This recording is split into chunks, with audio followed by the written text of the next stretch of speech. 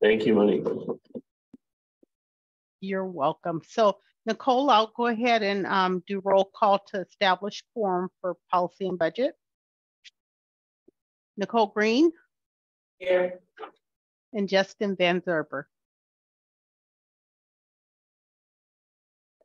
Justin, I didn't hear you. I'm here. I apologize. Okay. So we have quorum with you two, and we have one board member absent. So, all right. Also, well, we can go ahead and get started. I first want to welcome everyone. We have our agenda. Okay. Go ahead and welcome everyone. So welcome to our policy and budget subcommittee meeting. Today is Friday, June 16th. We will go ahead and start with introductions. I am Nicole Green. I am the chair for policy and budget and vice chair for CAB. This is my third year. Justin Van Zerber, CAB member and vice chair of this committee from West. And Monique, go ahead and go to staff. Sure. I'm Monique Tate with the Office of Reentry and Justice. Hi, good morning. I'm Contra Costa, Deputy Public Defender here in Martinez. Yeah, good to meet you and be here. Thank you for coming. So I don't believe we have anyone yet, right? Just us? Correct. It's just us at this moment. Okay, so moving on to the next will be, is there any announcements? I think we already have our biggest announcement about Monique, so I'll leave that. Well, Blanca doesn't know that. So I guess I'll go ahead and state it. So Blanca, I have been with the Office of Reentry and Justice for 2 years now, but I am actually relocating to San Antonio, Texas, and my last day will be officially June 30th, but my last day in the office will be June 23rd. Wow. Well, sad to miss you, but congratulations on such a big advancement. Thank you. I appreciate that. And I was going to say it was a nice short meeting for us. And that's the only announcement. Thank you, Monique. You will truly be missed. And as we've been saying for the past couple of calls, because we're all so broken about it, I enjoy spending this time with you. So. Oh, thank you so much. I really appreciate that. Likewise. And okay, and if there's no other announcement, we will move over to agenda item number 2, which is for any public comment on any item under jurisdiction of the Community Advisory Board and not on this agenda. We don't really have any public unless one thing you have a comment that you want to make. No, not at this time. Okay. Well, we're moving right on. So moving on to agenda item number 3, which is our approval of the minutes from our last meeting on May 19th. It is attachment 1 on page 4. So let's give us a few seconds to kind of go through there, go through the attachment number 1.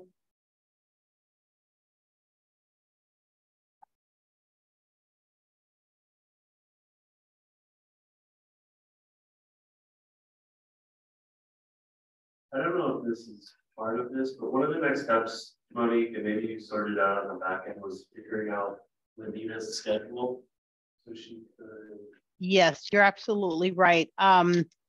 So she did talk to me today to let me know that she wouldn't be able to make it because of her job. So, and she mentioned that at the previous meeting, you're right. So you all, I guess it can be a discussion.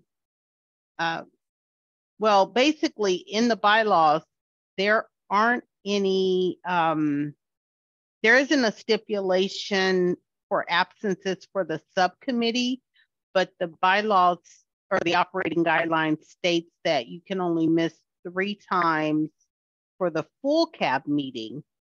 And so before you would have to, resign or resign. And so, and then we have the new teleconference requirements, right? Where you can have the just cause as well as the emergency situation. So I think this doesn't apply for the teleconferencing in person. So we need to have a larger conversation, So maybe when we have our CAB meeting or our next agenda planning meeting, we can, and also have Patrice come into the loop, which is our director, Blanca. She's over our ORJ. We need to find out how that will impact program policy and budget, sorry.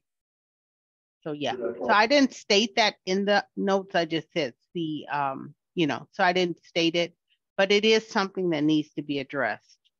So that would be one of my action items at the next agenda planning. When is that? Is that going to be before you leave or?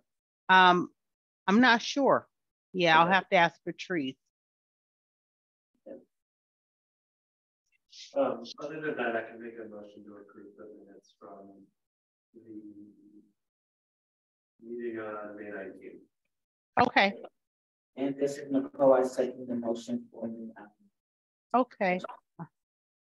And I guess our discussion we just had, I'll do that as public comments. And maybe if you can ask if there are any other public comments. Jill Ray has joined the meeting virtually. Thank you. Is there any other public comment? Nothing from me. Thanks. And before we move on, I know we did introductions. Do you want to, I mean, we know who you are, Jill, but just for the sake of it, do you want to introduce yourself or do you have any announcements before I move on with the rest of the voting? No? Okay. Okay. Okay, so, I'll do the roll call then for the vote. Okay, thank you. Okay, so Nicole Green. Aye. And Justin Van Zerber. Aye. Okay, motion carried. Thank you. So moving on to agenda item number 4, we have a presentation for the Holistic Intervention Partnership with Vermont. That's why I will turn it. The attachment is on page, I'm sorry, attachment 2, page 7 through 17. I believe there's a presentation. So I'm now turning it over to you. Thank you. Great, thank you, and good to see you or meet you all today. Good to see you, Jill. So today I'm just going to be kind of refreshing people's recollection / informing you about this cool partnership that we've had in Contra Costa for the past 7 years, actually, primarily run through the Contra Costa Public Defender's Office. I'm a deputy public defender and I've been at the office since 2015.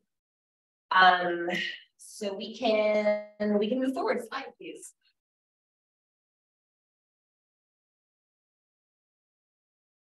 So we launched the early representation program. It's actually myself and Ellen McDonald, who's now the public defender, back in 2015 as an alliance, basically with a number of partner police agencies.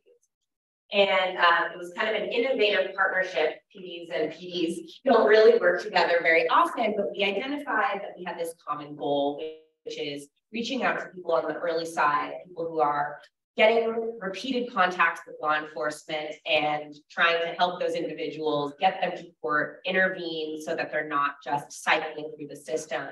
Additionally, we found that there were very high failure to appear rates in Contra Costa. And so again, a mutual goal of the police and the public defender was to get people into court and not have them arrested on low-level warrants that are only issued because someone fails to appear in court. So for that reason, we were able to pull together some grant funding from the state and the federal government, actually, and then from the county at different times to partner with the police agencies that you see there. We had a publication put out that kind of shows what we do and what the results are. Next slide. Now, basically, the basic design of the early representation program was to kind of model what an individual who can afford to hire a private attorney would do, which is after an incident happens and they're released from custody, they would call their private attorney, and that individual would start helping them get their property back, start negotiating with prosecutors about their case, start preserving evidence, or at the very minimum, walking the individual through the justice system, explaining what the next steps are going to be. So what we decided to do was affirmatively reach out to these individuals. The police would give us their information and would reach out and say, hey, we're here. Our representation can start now. So part of that service was checking the court system over and over to see if there are charges filed. Unfortunately, in Contra Costa, there are really atypical delays in filing cases. There's an average of between 6 and 11 months between an incident occurs and that person's first court date. So that's a lot of time they are unrepresented traditionally. Prior to the early representation program, the person was not able to access a public defender until they were physically in court that day. So that was leading to a lot of failures to appear and generally so much wasted time that could have been done with that individual or with the case. So we would assist people in getting to court, letting them know when they had to be there. We can provide transportation to court.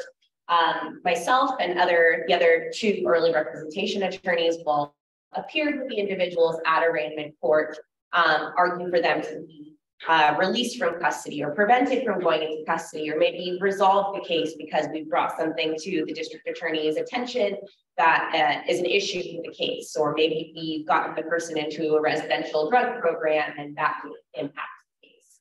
So it's all the stuff that we can do in advance to try to keep, to try to move cases along, just to the benefit of like the individual and the police, the county. It saves money from having cases dwindle in the criminal justice process. Additionally, we found that there were a number of opportunities to help people that we didn't foresee. For example, working with police during that early investigation side. Sometimes people get issued warrants when the police are investigating them. And so I will often walk the individual into the police station to surrender on the warrant, make sure that their rights are protected. We will sit with them as they do interviews or complaints against different agencies or individuals. We'll help them get their property back that's been seized or is being held as evidence. We can help people who have warrants in other counties or warrants here or in other counties get transferred over here. And it's basically just a way to help and make the system more efficient for everyone. Slide. So again, we've been in action since 2016. We currently have been averaging about 10,000 clients each year county-wide. The failure to appear rate before we started was as high as 57% in misdemeanor cases, and we've gotten that down most recently to 31% in East County, a reduction from 2016 in West County at 39 to 20% now. For the individuals that we do affirmatively work with and contact, 90% of those make it to court. So tremendous disparity from what the general baseline population is. And then as I discussed before, there's a lot of good work that can be done at or before arraignment in terms of getting cases dismissed or diverted or having a case just kind of wrapped up at the earliest opportunity. Slide.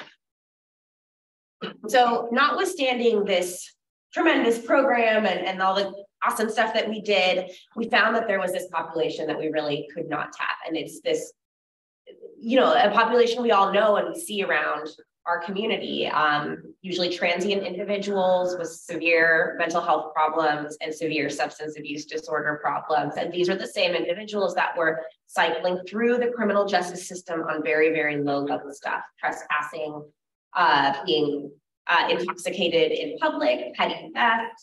And we really wanted to be able to work with these people from the moment that the incident happened, which is when they're actually in a crisis point and are most available and open to some sort of social services intervention. So what we did is we applied for a grant from the state for launch the Holistic Intervention Partnership. I know that this presentation was supposed to be on Just HIP. The origin of it is so mixed into the early rep program. That's just the background there. And so basically, the HIP exists to be able to work with these highest need clients to address some of the issues that might contribute to their continued involvement in the criminal justice system. Slide. So we, in 2020, in the middle of deep COVID, we launched the HIP program.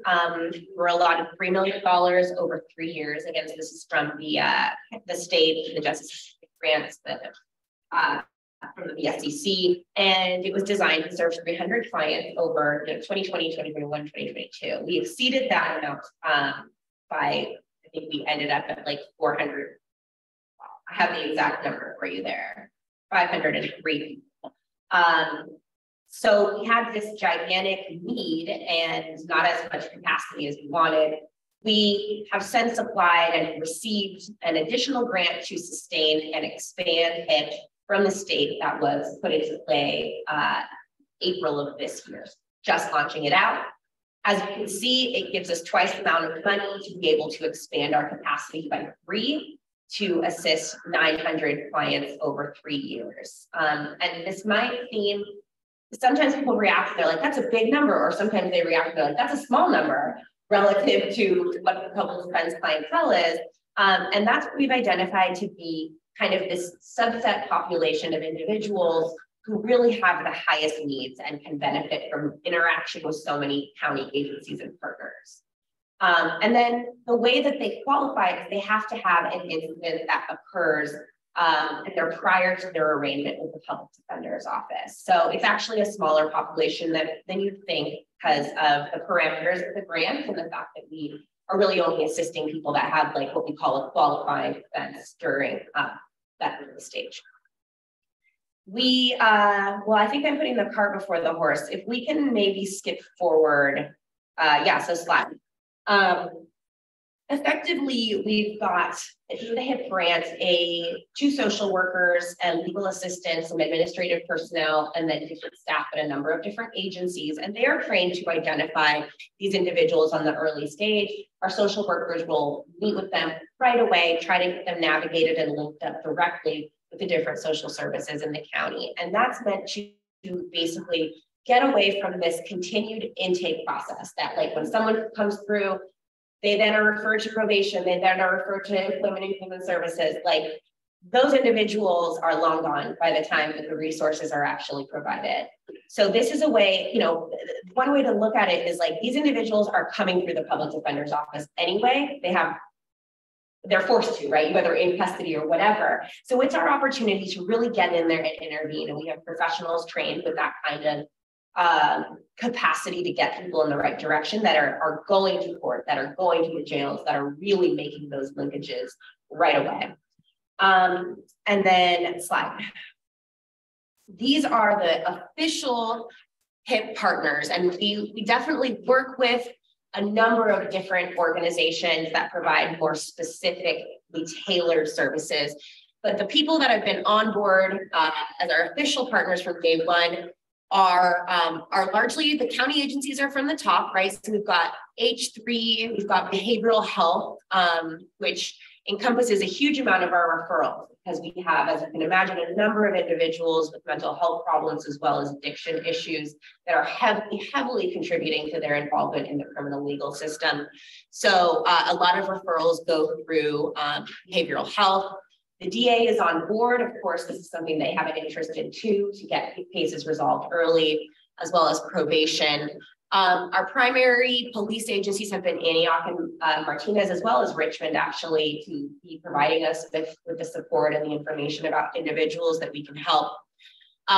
Hope Solutions is our new housing provider, and they are responsible for facilitating the individuals that are referred from our office to receive either short-term housing assistance, like emergency rapid response housing assistance, and long-term housing. By long-term, I mean placement where the individual is stabilized for some time, and then they are assisted with employment development, other ways of getting income so that they can eventually be responsible for housing themselves.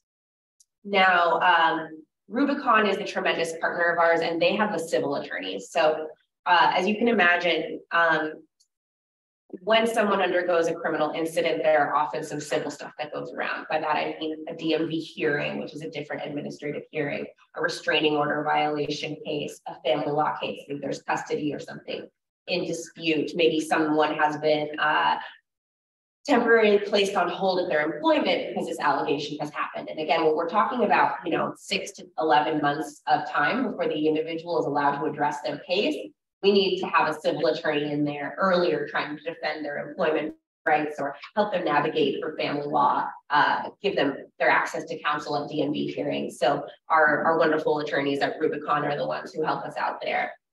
And then the Reentry Success Center, I'm hoping you're all familiar with it, and they are a big part of us, and we really can refer them countywide. Even though they're in West County, they're great at receiving individuals countywide and even helping them transport them to the center. And then of course, here you guys are, CAB, RJC, and then we have evaluators that are always evaluating grants, looking at data and putting out publications as to the effectiveness of these programs.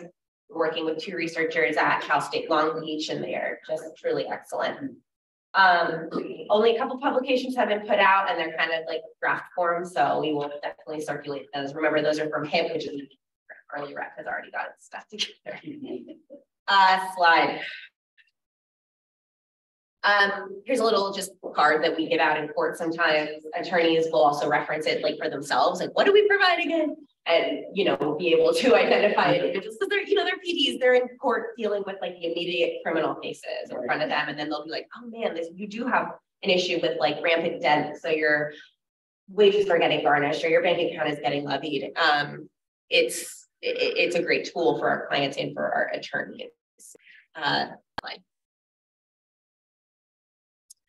And then here are the most recent numbers, actually from a few months ago. So total HIP clients served since the beginning of the program, 503. So this is through HIP 1.0 is what we're calling it, that first grant. We are launching grant number 2 as we speak. We started taking referrals on April 1st. But before that, we had housed 194 individuals over those 3 years. Provided civil aid to 206 individuals, and referred people to the Reentry Success Center is probably a higher number, reflects the individuals who were there engaging. That's 158 over that 3-year period. And then I also just want to mention, because it's just kind of got released, taken by the direction of you, Jill, we applied for the NACO award, the National Association of County Awards for HIP, and were rewarded that last month, I believe. So thanks, Jill, for the tip, and we can add that to pad our stats a little bit. And that's all that I have. The next slide is just a thank you, and I'm happy to take questions, as well as, I should have put my email up there for you guys to reach out if you need to, but I'm happy to do that after. So I have, I was trying to make notes. So this is really great information. I was not aware of this. I know the public police office is doing a lot of great work, and the social workers in there are doing a lot of awesome work. You hear from the individual police. But I had no idea. I've heard about this program and never really knew it in depth, and what she presented is amazing. I just want a little bit of clarity, and I apologize.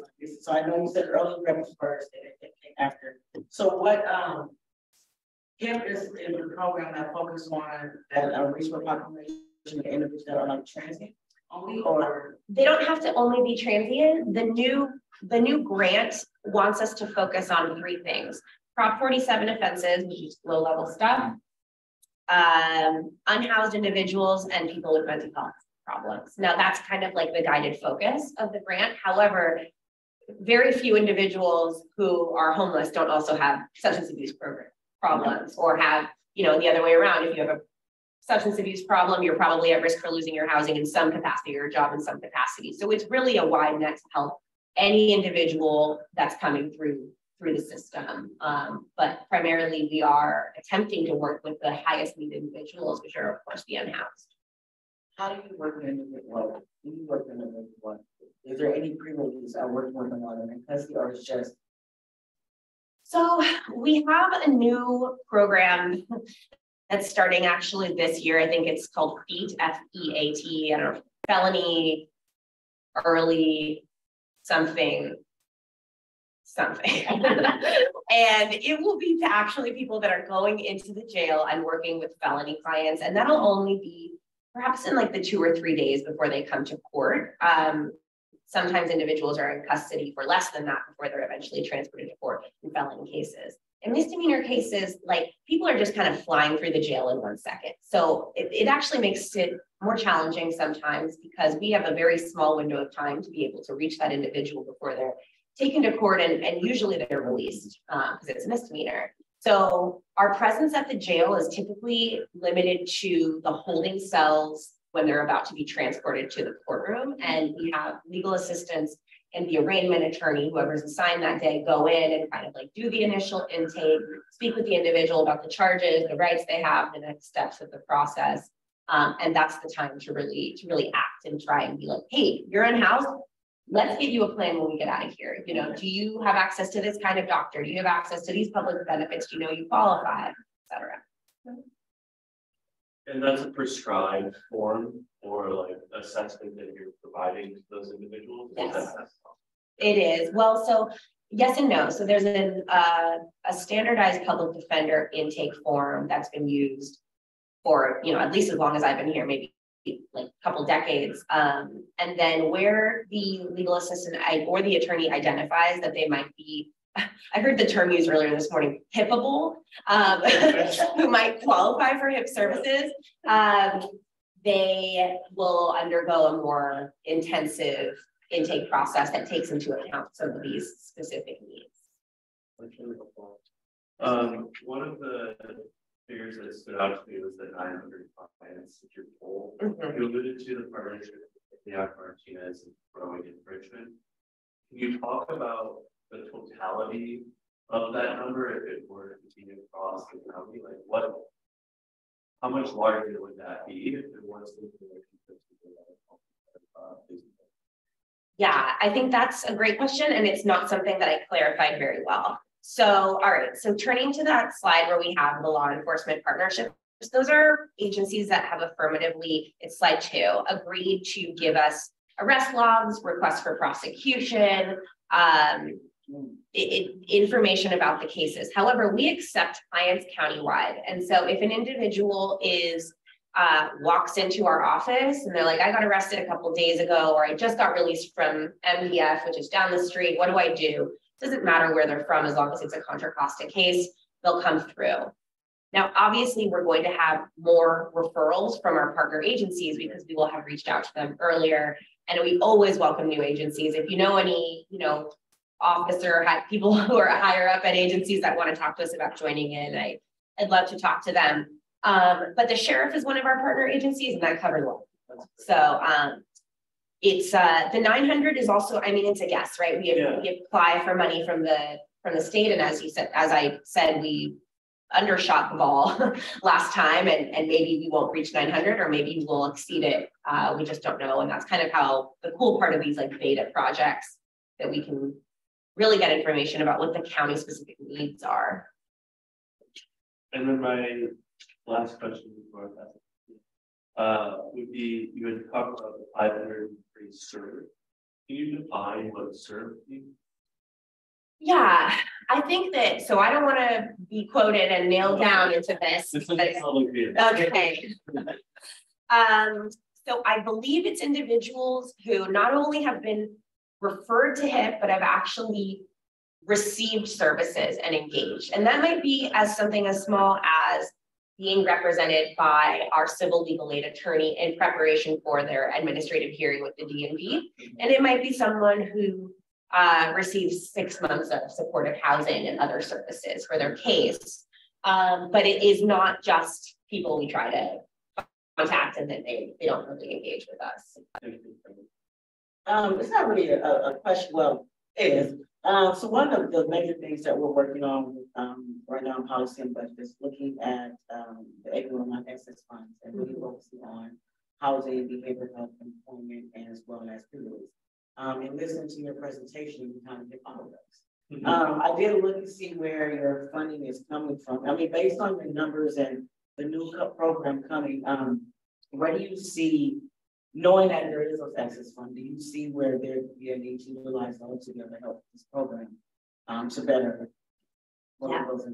Yes. Are you asking if we can benefit from? Yes. I think that, so AB 109 covers early rep. I actually think early rep could benefit more from the funding just because HIP just got these $6 million. And we work with, I guess 10 times the amount of clients that they do. No, 330 times the amount of clients that they do. So yes, we are currently staffing 3 attorneys and 3 legal assistants, 1 in each branch of the county.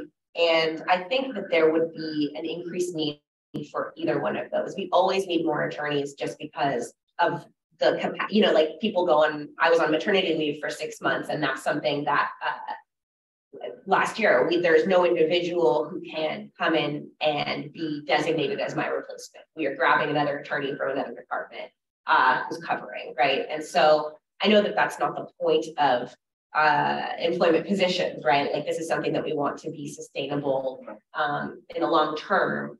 And that's kind of a long way of saying like, yeah, we can definitely talk about what some of our more specific needs are if there is excess funding. Yeah, I mean, I can see that need, just knowing the turnaround and the population itself and the ratio between attorneys and the numbers of individuals that you have to serve without an explanation. I can definitely see that. And that was one of the main reasons why we wanted you to come. I was really excited that you joined our last meeting because we're in the process of our next full cab presenting that information to looking to work with county aid programs such as H3 and such as behavioral health and things like that, kind of get the feedback on based on your program and your numbers, where do you see that funding can be utilized within your program to better assist that population? So that's what get your feedback on that, unless you're available next day. Am I able to ask that question on here? Yeah, of course.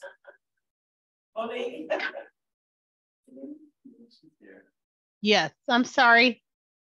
No, I'm okay with asking that question because our main goal today, we really want to hear, kind of hear about the program and kind of see if it fit the need of what our presentation at full cab is, so that we don't miss out on a program that can probably utilize those excess funds or give us feedback that is working with the population in need. So I was inviting her, or it's open to the public, but being one of the programs that we present to in July at the full cab with our questions in the presentation.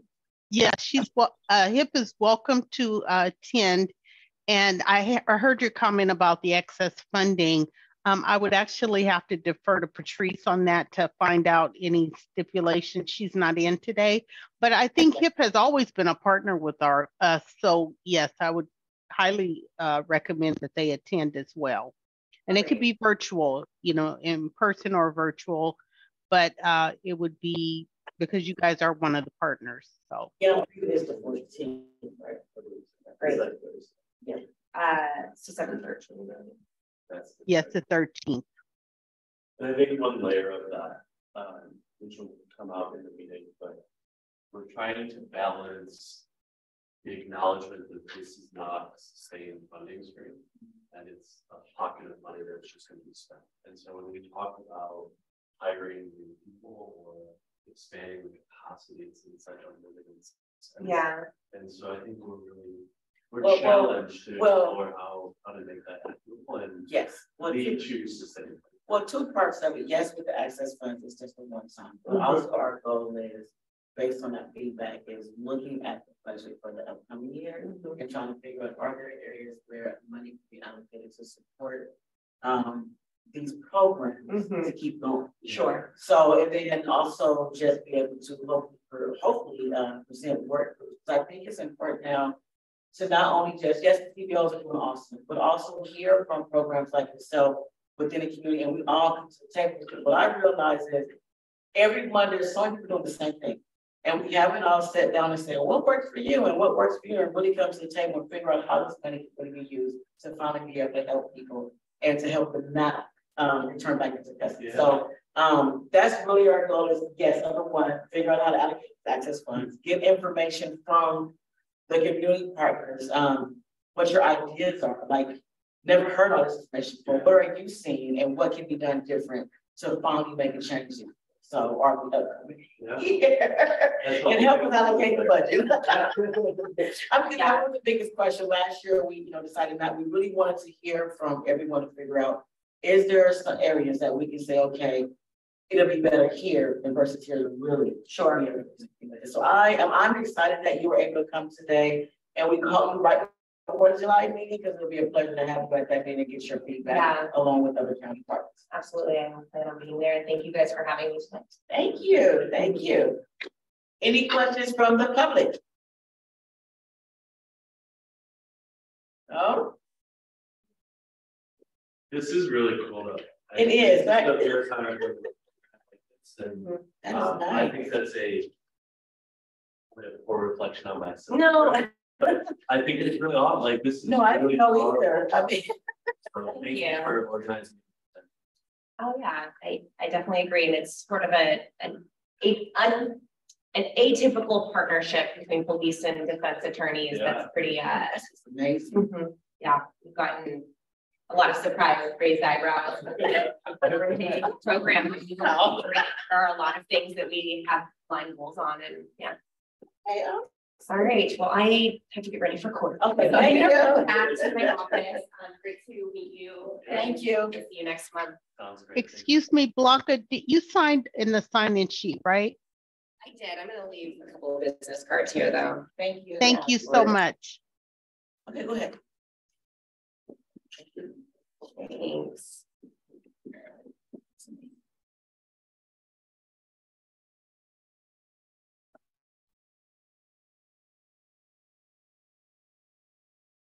Hey, take care. Thank you. You too. Justin just went to grab some water. Okay, so we'll wait until he returns to resume.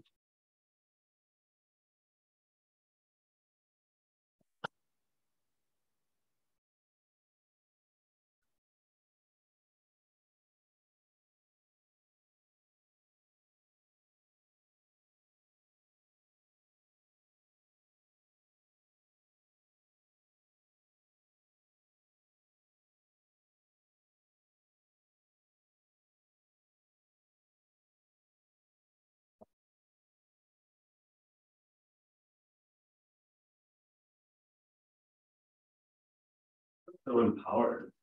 Right? Like between this and the returning home project last week. That's awesome.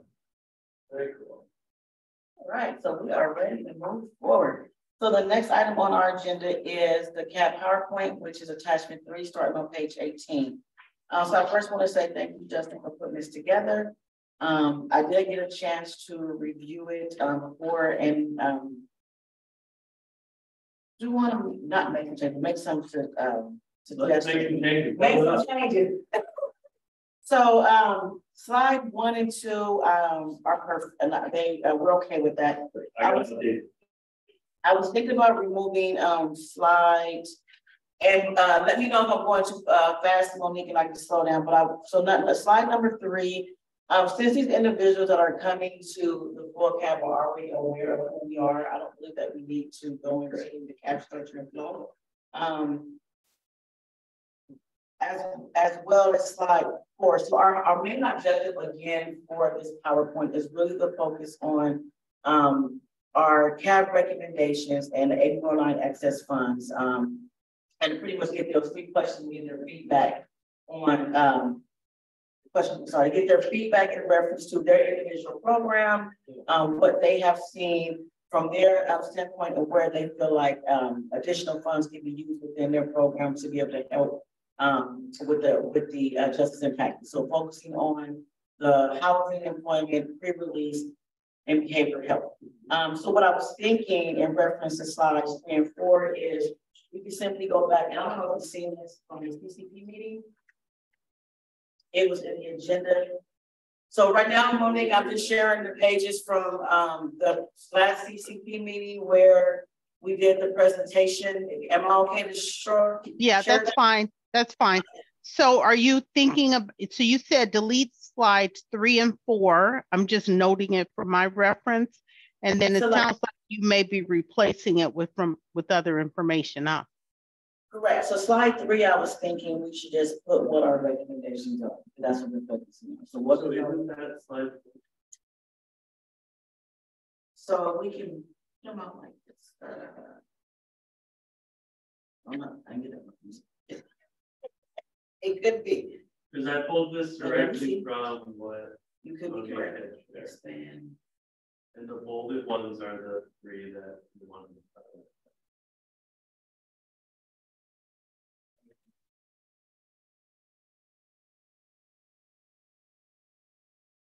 Because we had 6. So, right? yeah, so these are, so we're gonna change this, so it could be. So that they, this is what the last document everyone's seen, so it's the main 3 are, this is from the CCP meeting. So it's to expand the region housing solution to accommodate different housing needs among the. But there's like this. Could be that 50,000 space.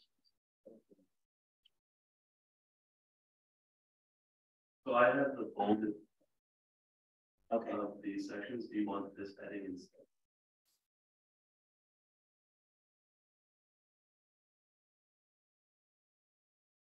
One thing I do want to say is that when Blanca was here, I could hear her very well on the speaker. So maybe that little speaker, maybe you guys can put it on your table, because I could hear you guys well also. No, that little speaker right in front of you, Justin. No, the one that's right in front of you. Just bring it to your table. It's on our table. No, it's on the table in front of yours. So just put it right there where you two are. We might be able to hear you a little better. I don't think this one is on. I think we're running into the same issue of last month, Wendy, because the other one is lighting up. Well, that one should be lit up too if you turn it around on the other side, because they're paired. Oh. Is it? They're paired. There's no light. yeah, that was not on. Okay, I'll come over there just a minute. You guys can continue though, because the meeting is being recorded. Someone needs to be added, so you're right, thank you for catching that. Great. So this one is correct. Okay. This one is correct, Ready? and then what we're missing is, because it's not all on there, they just took the first 2.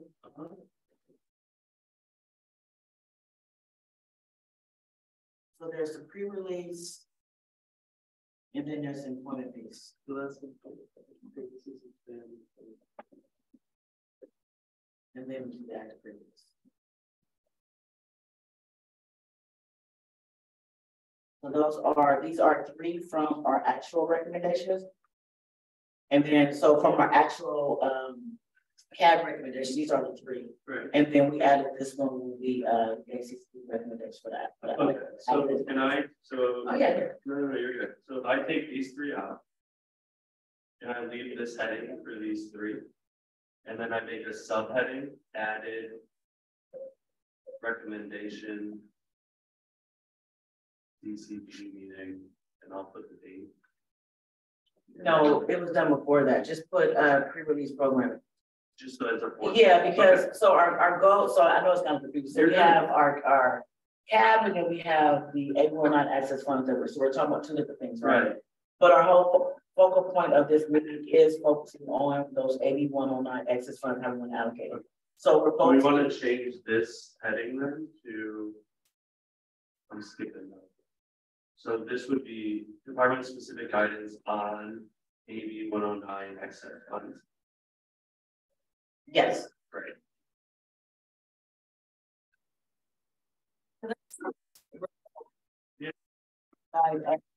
You know this anyway. Yeah, this so is like framing. yeah, so I think that's where I got confused. Because I went back to here and I'm like, let's just take the main points because they already know what they are, right? Is it working now? Hello. Oh, supposed to be here. So both of them are doing now. No worries. That should be fine. I'll check and go back. All right. Now we're gonna be like yelling at you. That's okay. I'm okay with that. Thank you. Welcome. Okay, so that's easy. Because our type one is short and sweet. Yeah, and I feel like for my approach was just to leave this up while we had the conversation. Yes. Because our whole focus, we want to get to this. This is our most important slide. So you don't really need this. Right. Just correct that. Yeah. I love your questions because really our whole point is to have a conversation. Do you want to edit or reframe any of these questions? No, I was happy. Oh, well, because I started right, and I'm all okay. Justin needs to do questions, and I said, no, Justin doesn't need me to do questions. Well, I wanted to forget because this is what we had talked about last time, and I just kind of framed it the way that I speak, but I want other people's voice. Well, no, I mean, no, you actually framed them in the correct manner because when I did my calls with them, those were the 3 main questions that I asked.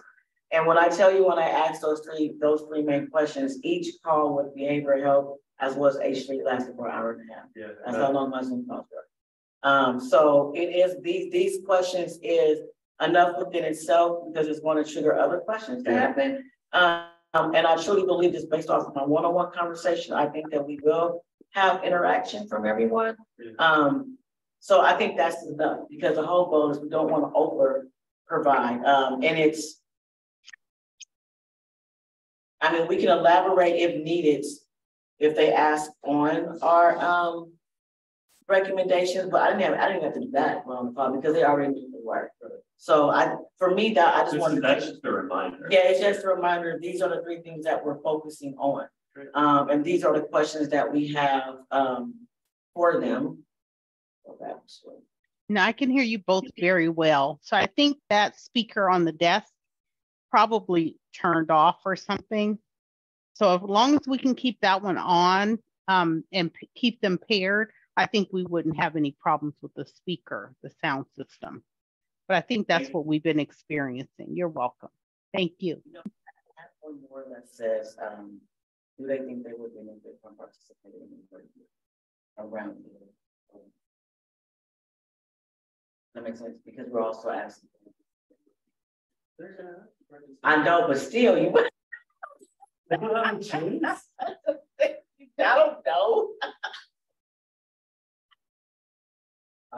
Would your or what is their feedback on work groups or something? I mean, I don't know if we can leave it out. I mean, so far we got a good feedback with that question. People are excited about coming together. Yeah, maybe we tell them that okay. we're going to be doing work groups. Okay.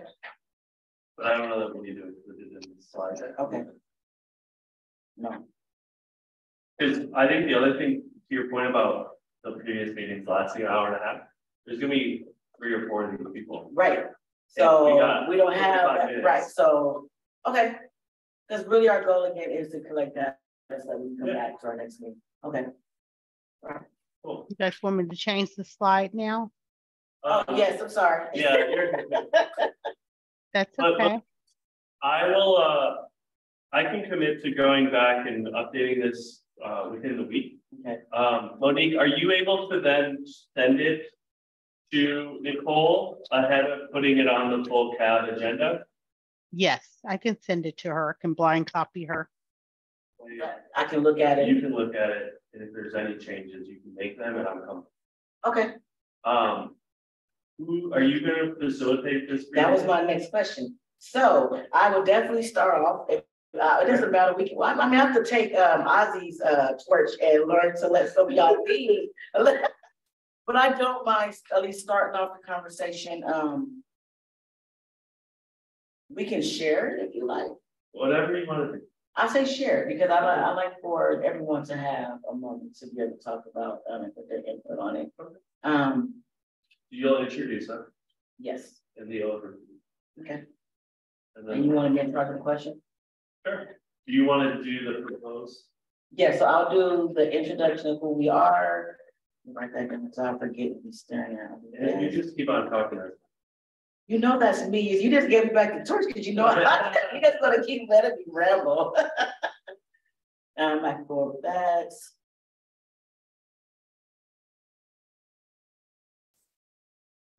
See, I'm gonna put her name on it. Gentle.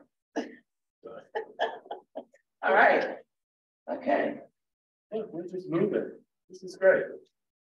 Yeah, I told you this time I came prepared. Yeah. I know that we had like a little sidebar conversation in reference to looking to the PowerPoint. Monique, do you need us to go through it again so that you know what? No, you guys, because I know Justin said he would update it, and I made notes to reference what you mentioned about the 2 slides. So I'll just wait for Justin to update it, and then, or if you need assistance, let me know, Justin. And then at that point, I could blind copy you with the draft of whatever the finished product might be. Okay. All right, any other questions or feedback regarding the CAD PowerPoint? Any comments from public? Any comments from the public? I mean, my last comment on that, I'm like, again, I'm excited just based off of the one-off conversations. We do, Monique, need to follow with Anita regarding her person. Yeah. Because we don't know if she's, what's she calling? I have the. Yeah. So Patrice has assigned different cab meetings to different people in our department.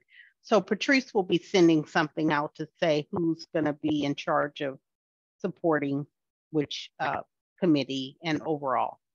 So she'll be sending. Is that what you're talking? For the policy for our subcommittee, we were each assigned community partner contact. Oh, right. Okay. I don't know. It may be on your work plan, but I'm not sure. But I would have to check my email if it's not on your work plan. But I could definitely give you the information of who. And I've been getting emails from you all about who's the contact. So. Yeah, the thing is, we don't know. I haven't got I can't call and ask her an update from her if she was able to reach her person. Because I know Justin reached his. I was able to reach, but we didn't. And Lanita. From Lanita, right? Okay. I'll follow up with Lanita to see if she reached out to her person. Okay. And like I said, I can blind copy you all and, to not violate quorum or the Brown Act. So I can blind copy you and kind of show you exactly who's committed and who will be attending. But I will reach out to Lanita. Okay. Well, we just reviewed the questions, which was, I'm sorry, moving on to agenda item number 6. We just reviewed our questions. And again, I was really excited because you took exactly what we talked about at our last meeting. So the questions are fun. And again, I believe that once we start that conversation, it's going to open up more questions and things like that. And in reference again to scheduling, we're just inviting them all to July. When we come back in August, we kind of take all the information that we receive and kind of go from there. That sounds great. And I guess is then figuring out what our next steps is from that data. So in my opinion, I definitely take the feedback hearing from them and kind of help whenever they have that next CCP meeting and that discussion about how us as CAB would like to, recommend as they're making their decision on how to allocate those funds and the feedback that we get. And then on the other flip side, it'll also help us in reference to what's on our item here about our recommendations for the upcoming year and also how we want to allocate money that funding is going forward. That's great. So that's the two birds, one stone. Pretty much. That's our objective. That's great. Okay. Were you able to hear me, Monique? Or was I mumbling? No, okay. I can hear you. Any questions in reference to agenda item number 6?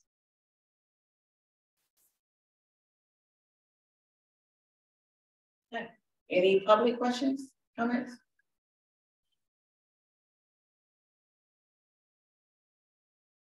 All right. So moving on to agenda item number 7 to review our 2023 work plan. Maybe we're making changes.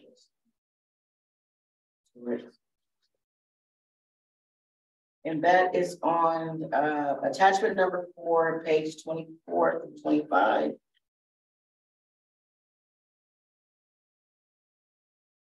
We can go ahead and first start with our action item, our very first action item, which is review research and data findings on where inequities may exist in the criminal justice system for specific demographics.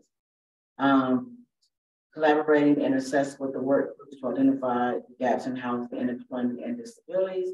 In my opinion, I believe that we are working on that. As we just discussed, the reference to the academy, looking at the different community partners. So that's continuing ongoing. So we're on track, in my opinion, with that, but I'll open that up for discussion or feedback to that area. No? Okay. Any public questions or feedback in reference to the first one?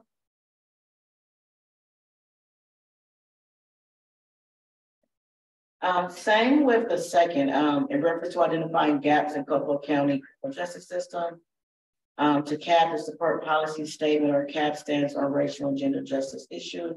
Again, same with the first key action step, We are working on that currently right now, and that's ongoing.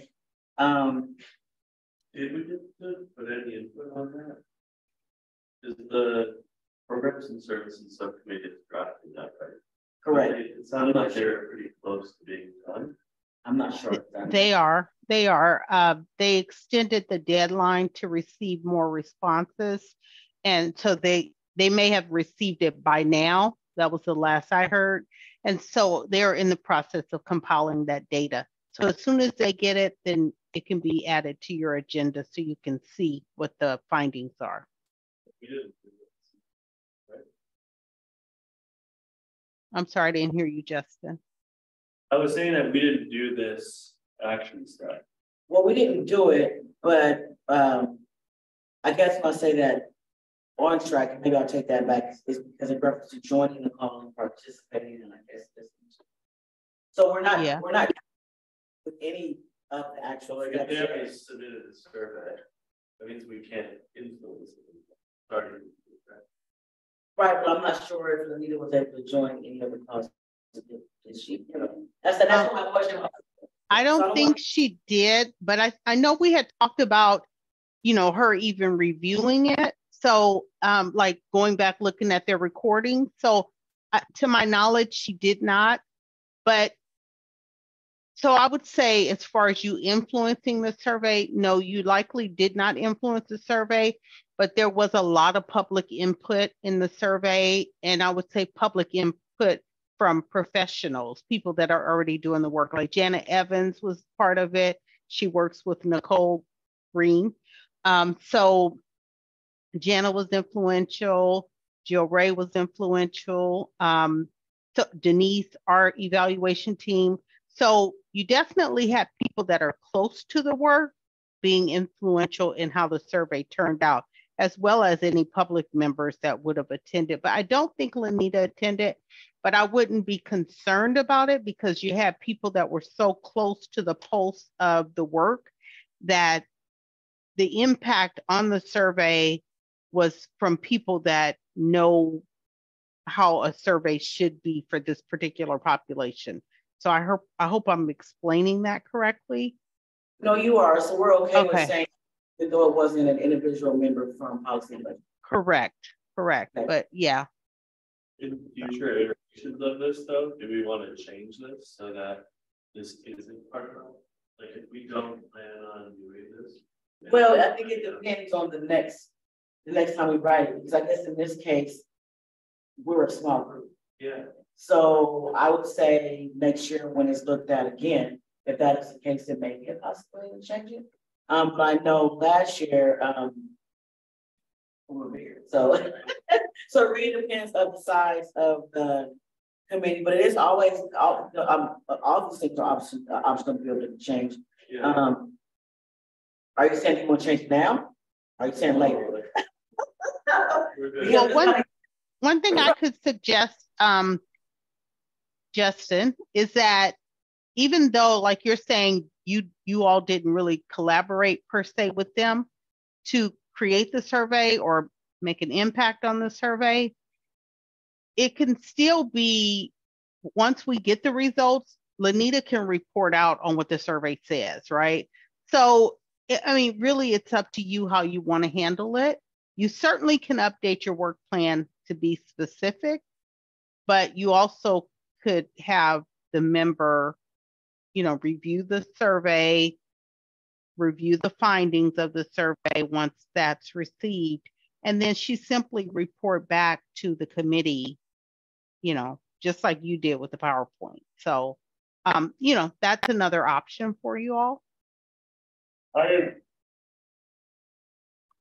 understand that. I think what I'm trying to articulate is not like, if I'm not sitting on this committee next year and somebody else looks back at our work plan, they would expect that this is something that is important and needs to be completed. But in reality, we didn't do it because we don't have the capacity to do it. And so it's trying to acknowledge, like, we want to use these documents as opportunities to like frame our work. And so I want it to be real and a real reflection.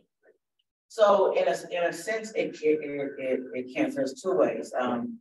You are correct. Usually we have someone that is on that goes to the policy and budget and they join our study court and give that feedback part of that discussion. Or like so they can come back and report and we can talk about it. It's not really We didn't do it. we didn't, okay. Like, you can take maybe acknowledge we didn't do it, right? Right, yes. But I think my question is it something that we want to do in the future? Or is it something like Monique was alluding to that there are a lot of people working on it and they're very qualified and this is what they do for their livelihood. So maybe we leave that to the experts and we just keep this where it's a report back. Well, I think it's important if we can be part of it. I understand because well, let me think for a second. No, actually, because we take that survey and it helps with our recommendation. So regardless if we're on there or not, if we go back and read the report, listen to the recordings and read and review the information, we can actually, no, you're right. Because we can't just have somebody report back. We don't have to actually be involved in it. Yeah. Based on those report outs back here, we utilize that information in reference to make recommendations. Yeah. We don't have to actually be there at right. We just have to review their information. Yeah. So we can just now on the same page you are. It took me a minute. But you guys are with us too. Now I'm gonna say that I understand what he says. So I think it's maybe just like you said, changing the wording of it or taking maybe it's that subcommittee to ensure questions are because yes. I think it's just the reporting back. That's all that matters. So collaborating with program to serve, it's just report back to us. Yeah. Okay, so just revise the wording, how it's worded. We're going to remove the subcommittee to ensure questions around equity and inclusion are included in the community needs survey. So removing us from being part of that initial conversation because like you said, there are individuals within the community that have already been part of it. So it's not really a need of actual person from policy and budget, because we can always go back and read the recordings and have somebody report back into us to be able to make our recommendation. So are we taking away this part here? The certain take that away and just have the top and the bottom? Yes, ma'am. Okay, I will revise it and next month for your meeting, I'll have the revised version of the work plan. Thank you. I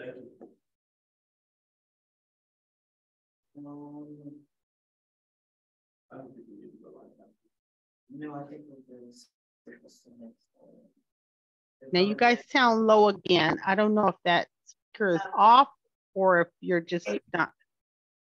I can't tell if it's still on. I don't see a blue. Can you hear me? I can hear you now, but I wonder if that may be off because you guys sound. So I can hear you well now, but no. Yeah, I can hear you. Okay, so you can go ahead and proceed.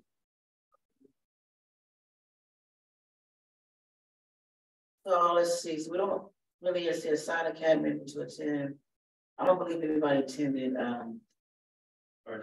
RJLB. So we'll leave that for our next meeting. And I think our job has their new schedule up now. I could definitely send that to you all so you can coordinate how you could either be there or you can view it virtually for the recording. Be great. Thank you. Mm-hmm. Moving on to goal number 2. We're doing that. We're doing that. So review CBO community meetings. So I think we're on track with goal number 2. Going down to the 3rd one.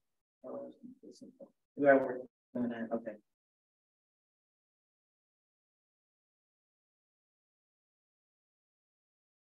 Okay, so I believe we're on. So not believe we are on track with goal number 2. I don't have any feedback. I think the only thing I would highlight is the last item says May to June. But I think in reality with the discussion. It's changed. It's much longer than that. Yeah. It's just ongoing. So can we change the last one where it says include best practices, change that timeline to ongoing? Let me read it. Meet with county staff to share last year's survey results. Or I guess through July. Through July, change it from change June to July. Okay. All right. Well, we're actually not meeting with them to share the survey in July. Yeah, the meeting. But that's not survey results. I mean, the recommendations are based on survey. You're right. Sorry.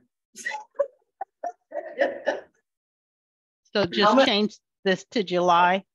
Yeah, I'm a year ahead already. I'm thinking of the new creation and stuff. I have left the stuff. We did it in the past. You did so much work. Don't be, yeah.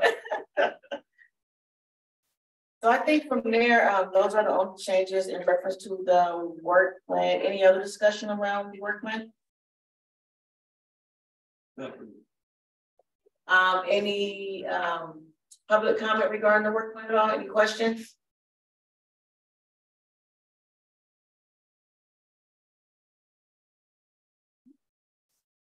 Okay, moving on. So the next agenda item is discussing our next steps. The first one, of course, is for me to, I guess, figure out what's going on with Anita and her job and schedule and how that impacts policy and budget is number one. And let me know, because my schedule is really flexible, Right. especially on Fridays. So Yeah, I can change my Fridays and I just gotta know what it's. Yeah, so I guess we'll tailor that to our agenda planning meeting, but I can move my Fridays. I just gotta know what Friday is. So there is flexibility. So it's the scheduling for the subcommittee members is one of the next step items. And then an update on our work plan. Okay. And then a review of the finalized PowerPoint for the July presentation.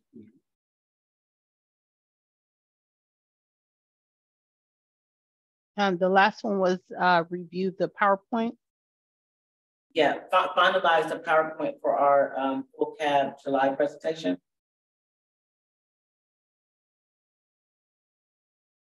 Okay. Now, keep in mind that the PowerPoint will be completed prior to your next meeting.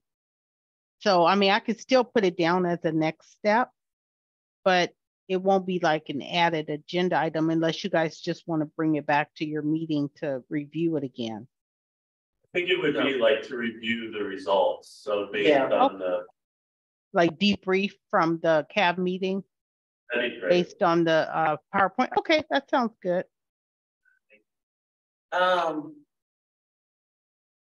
Also add on there.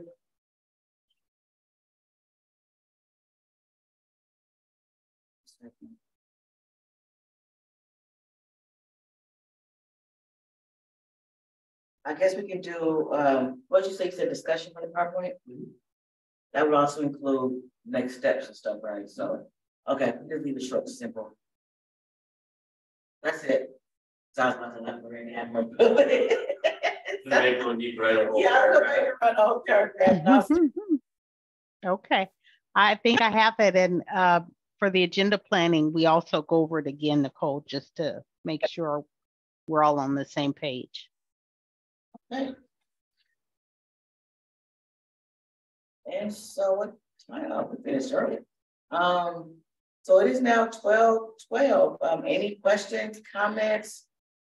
Am I able to adjourn early, Monique? Yes, you may. So I'll open it up if there's any questions or comments from anyone on Zoom or from the committee before I adjourn to our next meeting. I think the only question I would have is our effort to invite people to the meetings has been really rewarding. And I would encourage us to continue to do that. And I don't know if that means like building out a list partnering agencies or partnering departments to see how we kind of like strategize that so it happens throughout the entire year, because I think it adds a tremendous amount of value. It brings us back to our work. Right. And it adds a tremendous amount of value to our recommendations when we're hearing directly from people. And I know that we're doing it in those one-on-one meetings, right, in a larger tab, but if there's other entities that would be included in that right, outreach, how do we? That would be for the outreach thing, right? Actually, if I hear Justin correctly, you know, in the past, CAB, the full body has had presentations from the CBOs.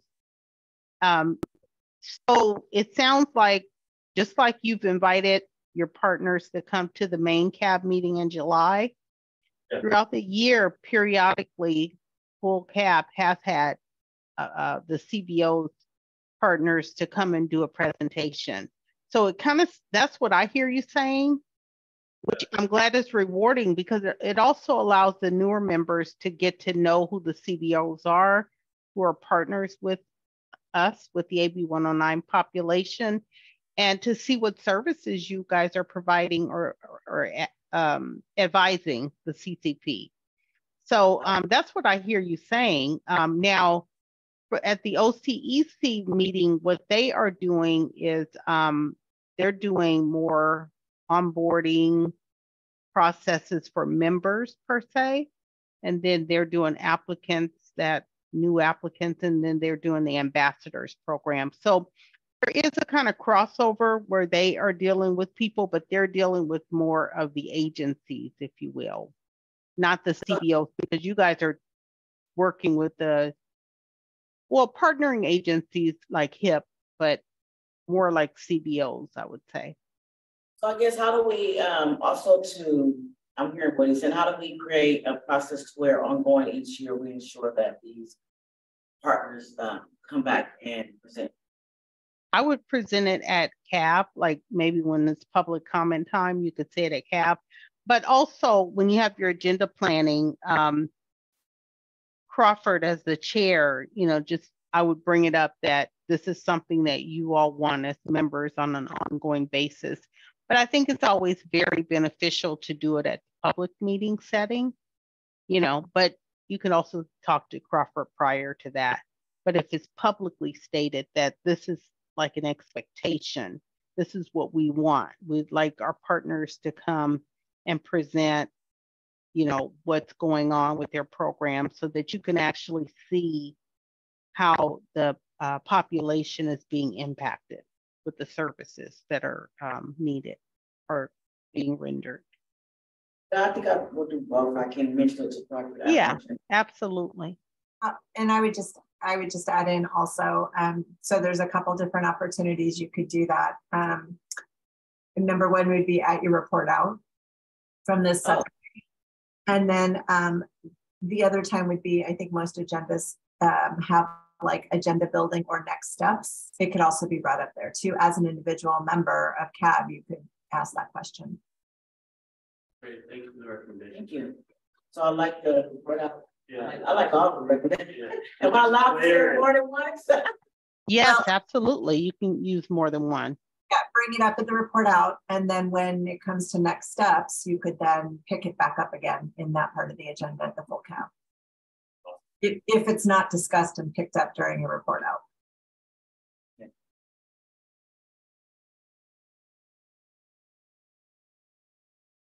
And so nice. You want to take that? Take that. All right, thank you for adding that. See, thank you, brought us down to 12:17. Thank you, I appreciate you. I do have a question, Monique. Do we know when the next CCP? I'm looking on page on the agenda for the next meetings. Do we know when the CCP meeting is? Hold on, let me share the screen again. So for the next CCP meeting is they canceled the previous one. So I have on here July 2023 to be determined because we don't have the date yet. But if they don't have a special, if they don't do a special meeting in July, the next one is scheduled for September 8th. So we're still waiting to see if they're going to schedule one for July. Jill, have you heard anything about a date since they canceled the previous meeting? Nothing more than what I see here. Okay. Okay. Yeah. Jill is really good about helping us with knowing the current date. Yeah, but I will note that there is a new CAO staff member who is doing CCP now. And yes, that's correct. And you are correct. It's no longer Paul Reyes.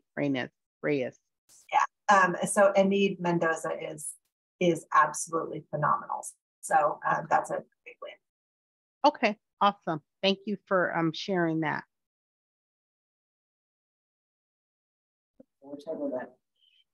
All right, so if there is no other questions, then I will adjourn to our next policy and budget subcommittee meeting, which is July 21st, 2023 at 11 a.m. Thank you both. Thank you.